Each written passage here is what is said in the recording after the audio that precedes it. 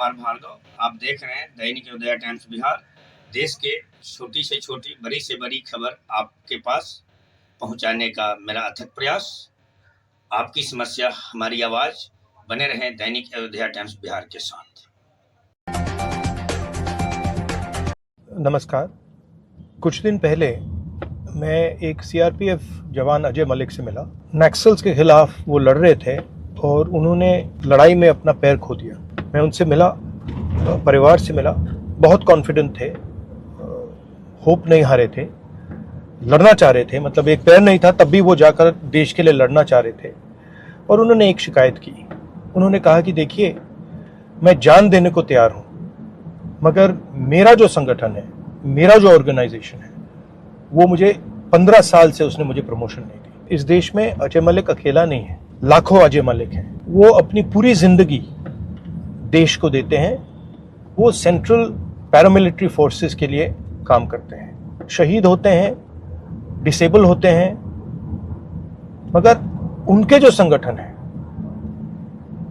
उनकी लीडरशिप अजय मलिक जैसे लोगों को कभी नहीं मिल सकती।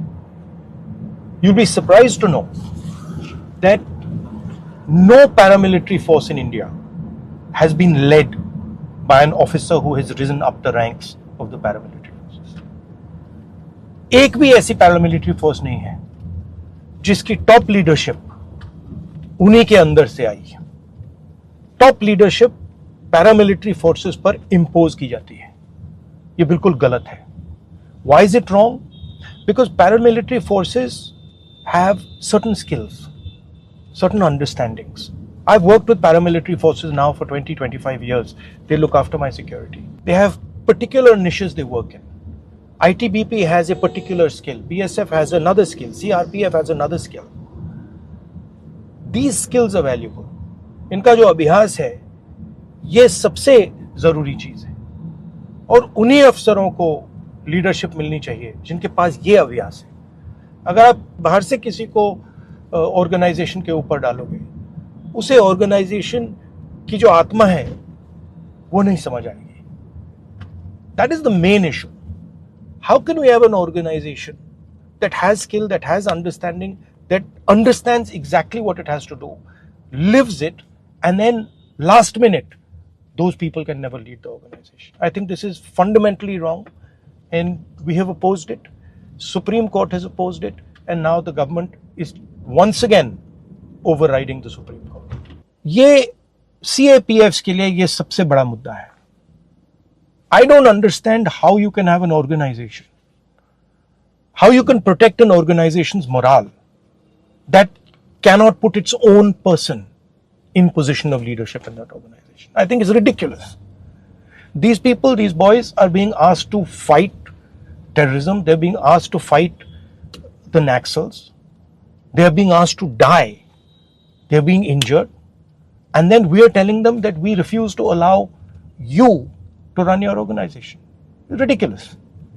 And this is why I'm very strongly saying that what the government has done is unfair. I don't understand why they're doing it.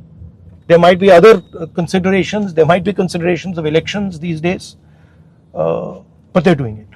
मैं भाषण देना चाह रहा था पार्लियामेंट हाउस में। ये इसी दिन इस बिल को लाए जिस दिन मैं असम में टूरिंग कर रहा हूँ।